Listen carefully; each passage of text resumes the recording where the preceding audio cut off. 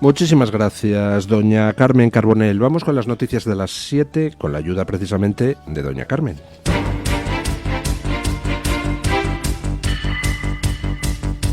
Luis del Pino es Radio Libertad.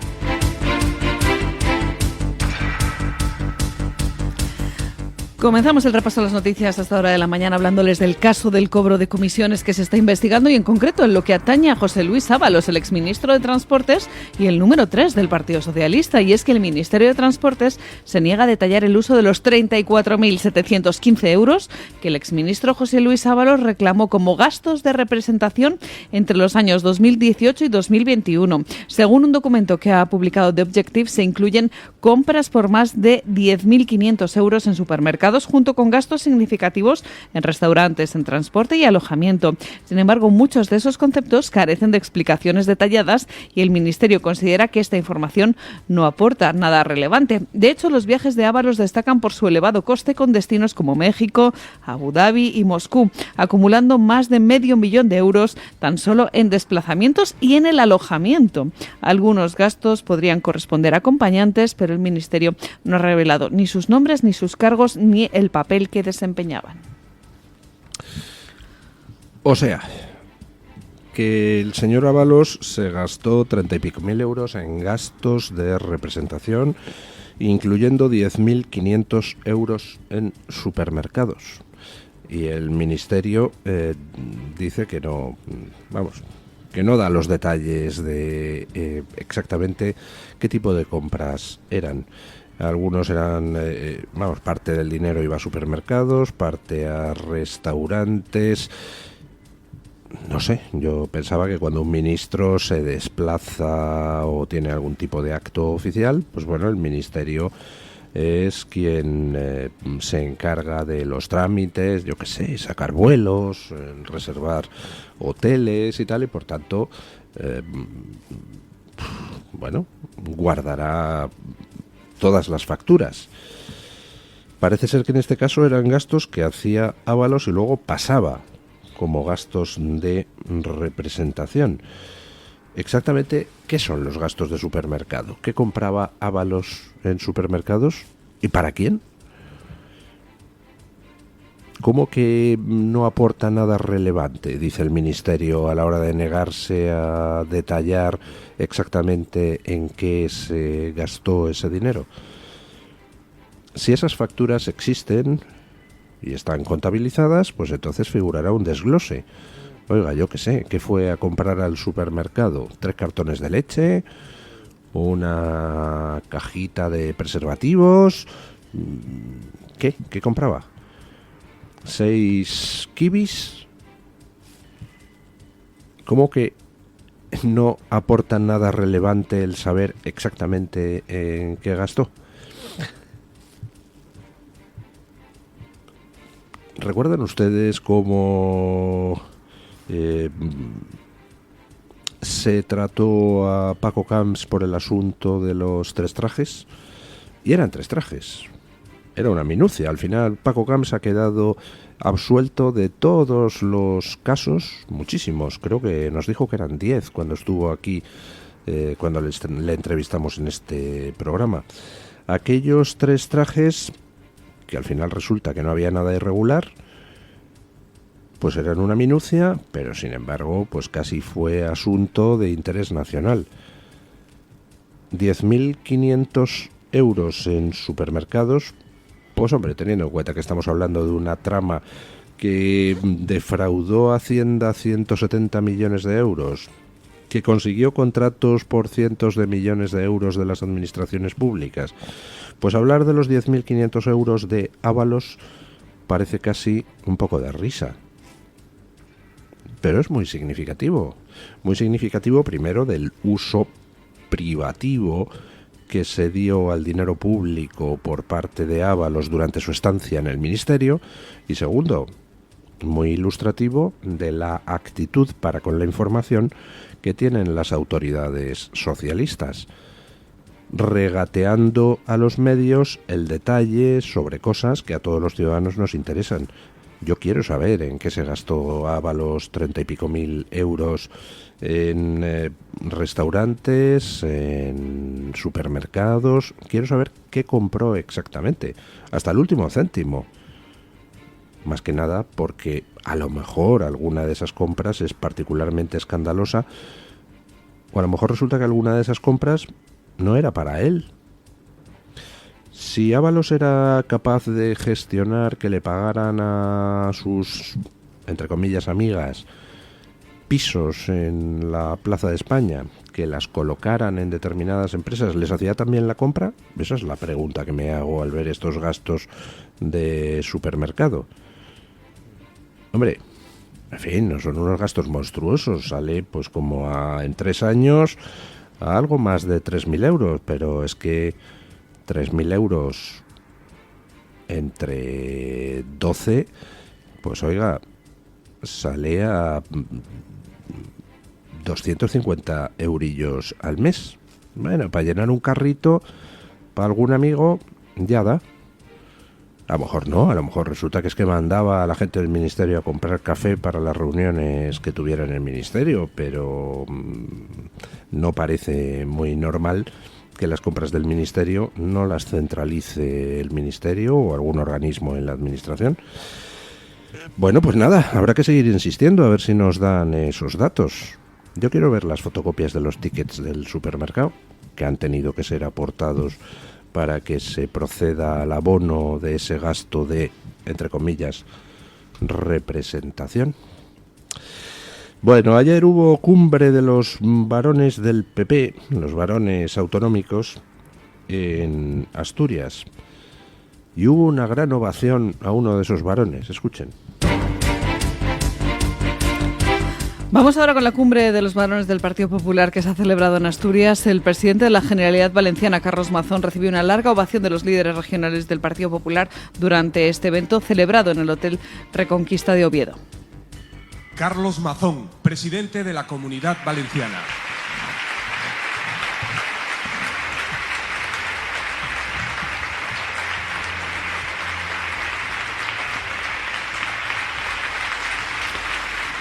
En este encuentro, Mazón agradeció los aplausos y el apoyo que está recibiendo del partido tras la catástrofe de la Dana. El líder de los populares, Alberto Núñez Feijóo, de hecho, quiso reivindicar este acto como un ejemplo de la unidad del Partido Popular.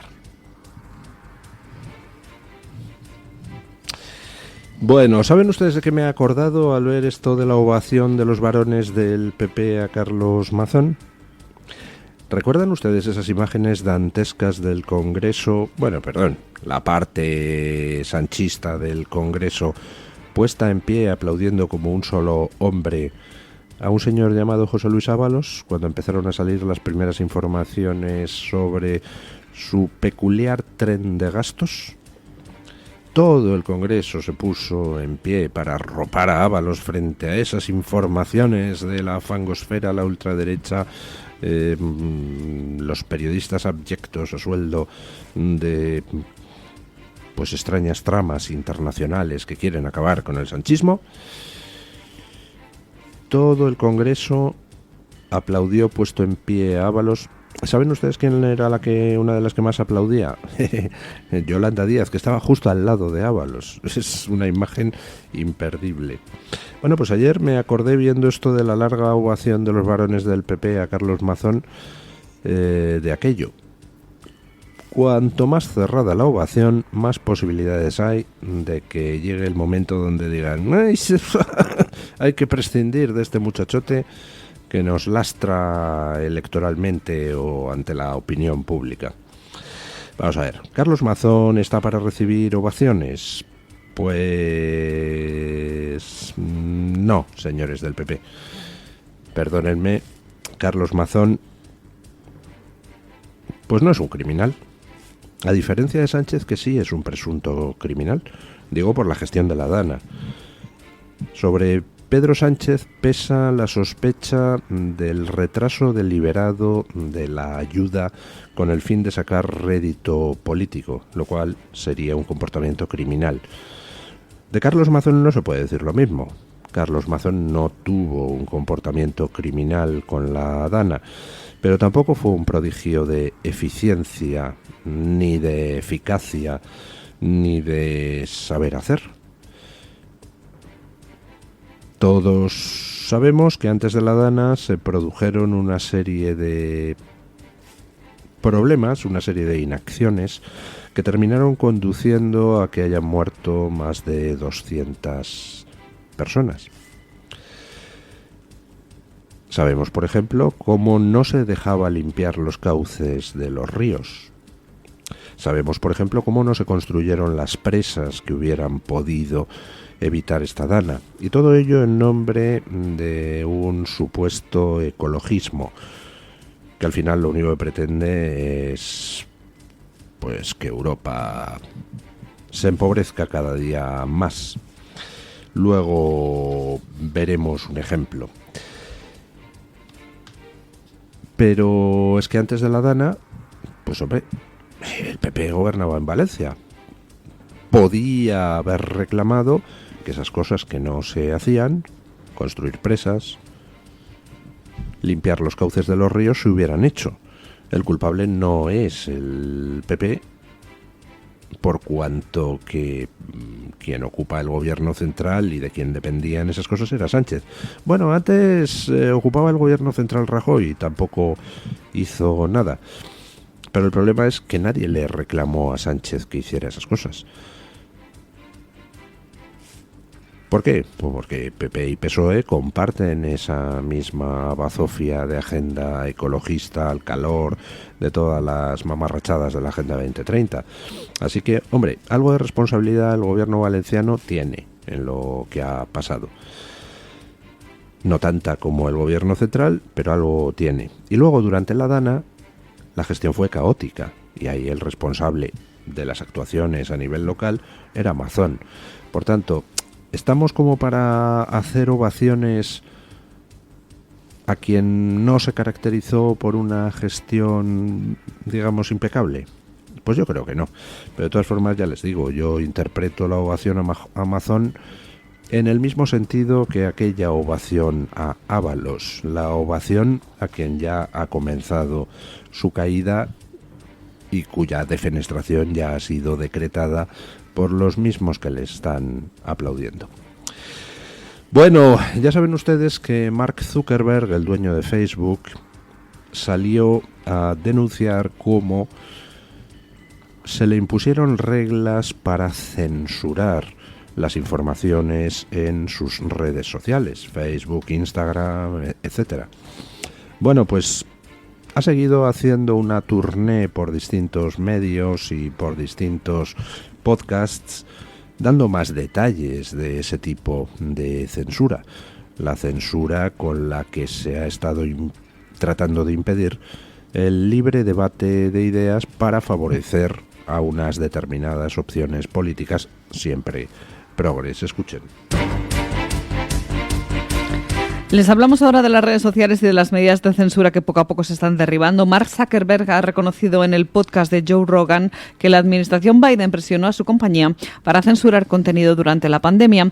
En una entrevista con el conocido presentador norteamericano ha reconocido que fueron especialmente duros con las vacunas. Zuckerberg relató que funcionarios gubernamentales intimidaron a su equipo y les exigieron eliminar publicaciones que, aunque estaban verificadas, eran consideradas como incómodas. El empresario explicó que, aunque inicialmente consideraron las peticiones debido a la crisis sanitaria, en algún momento se negaron a retirar contenido cierto, calificando las demandas de ridículas. Incluso se les llegó a pedir censurar memes, lo que aumentó la frustración de Mark Zuckerberg.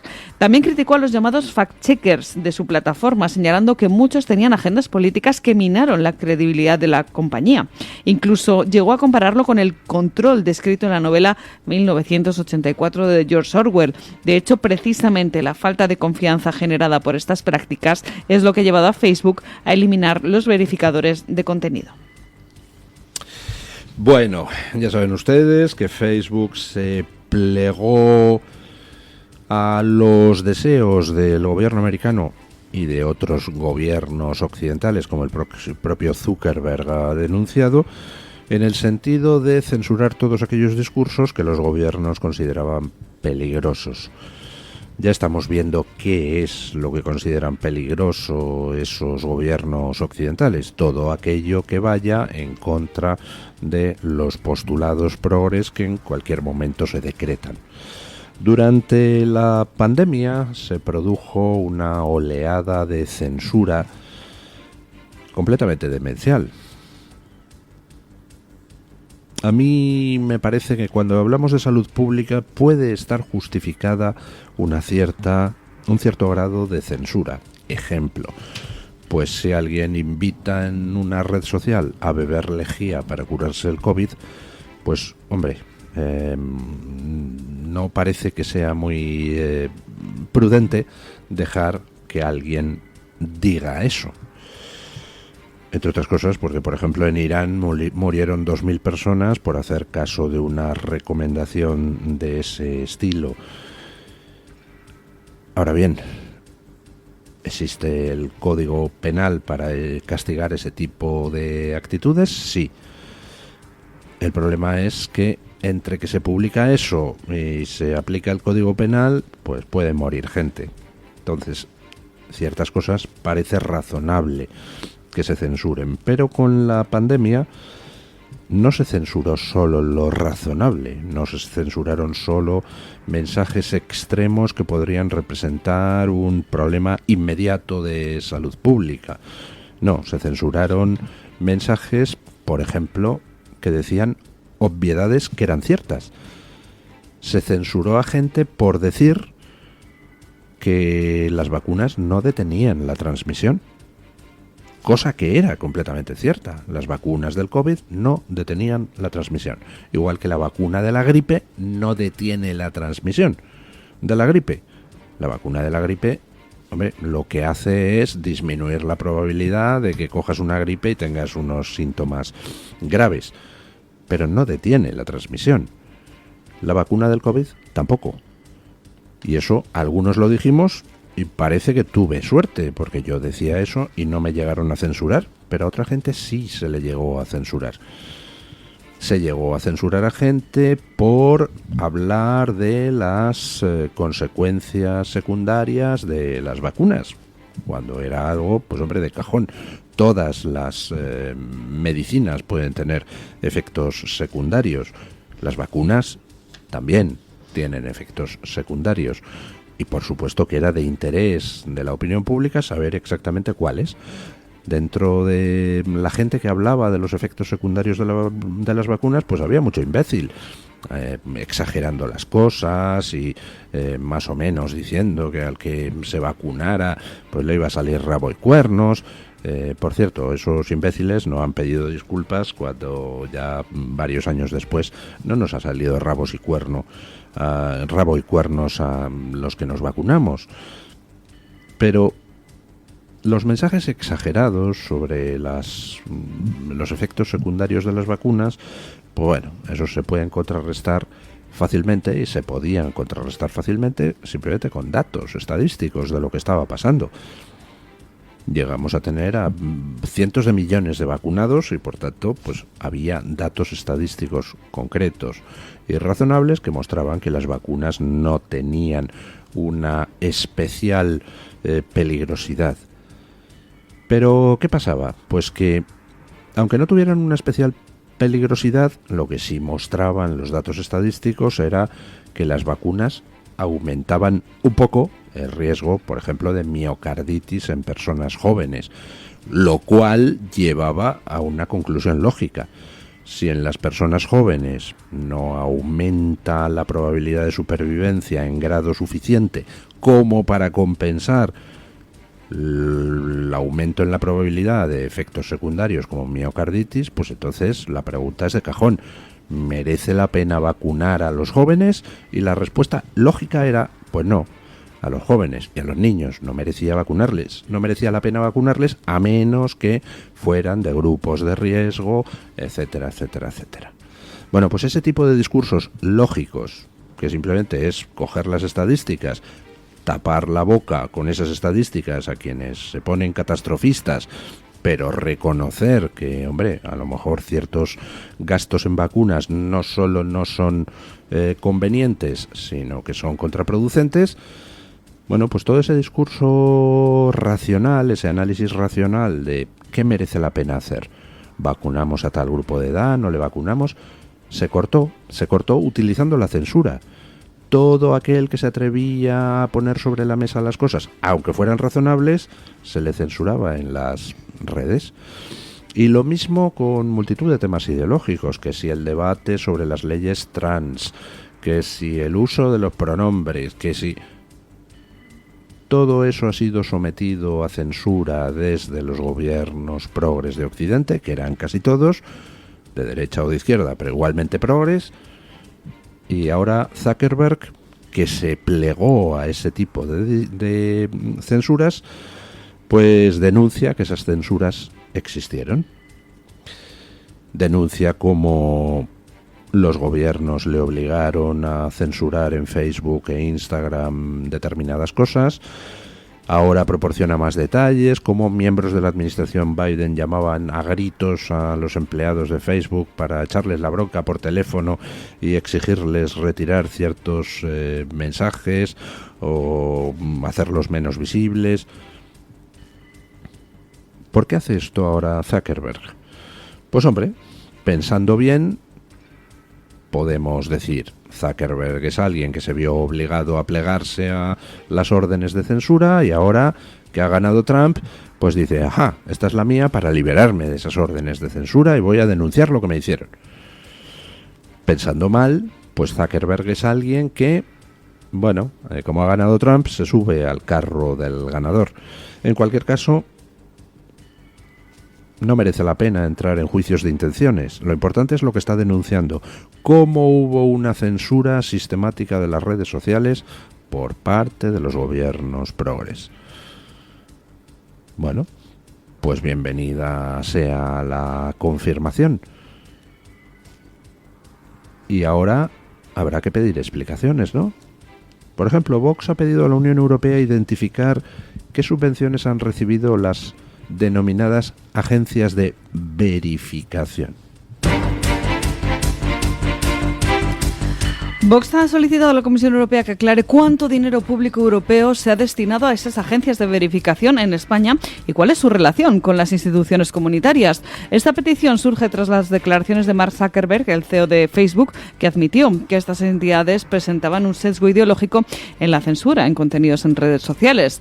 El eurodiputado de Vox, Jorge Buxadé, ha planteado una serie de preguntas específicas sobre la financiación que han recibido estas agencias, incluyendo subvenciones, ayudas y contratos públicos. Y es que, según se ha demostrado, el sistema de verificación que se había establecido en Facebook y otras redes sociales no combatía la desinformación de manera objetiva, sino que censuraba y controlaba el discurso público, favoreciendo a narrativas alineadas con el establishment y perjudicando a voces disidentes. Es por eso que Vox considera fundamental investigar el uso de los fondos europeos y garantizar un debate público libre y plural en redes sociales.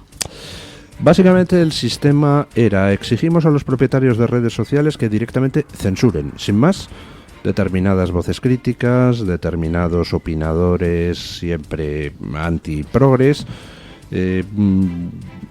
les exigimos que cercenen ciertos debates, les exigimos que implanten normas que puedan aprovechar los activistas digitales progres para bloquear cuentas no progres, etcétera, etcétera, etcétera. Y como eso no era suficiente, porque había gente que, pues era especialmente cuidadosa a la hora de plantear las cosas en redes para no dar pie a que le censuraran, pues entonces nos sacamos de la manga los verificadores.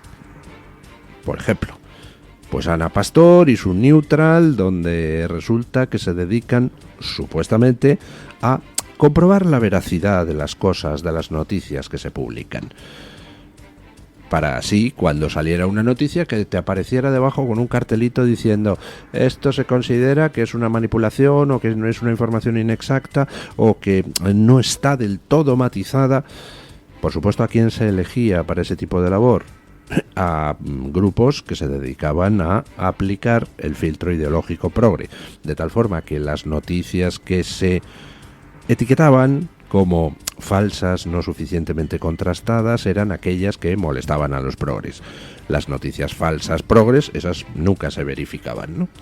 Bueno, nunca o casi nunca.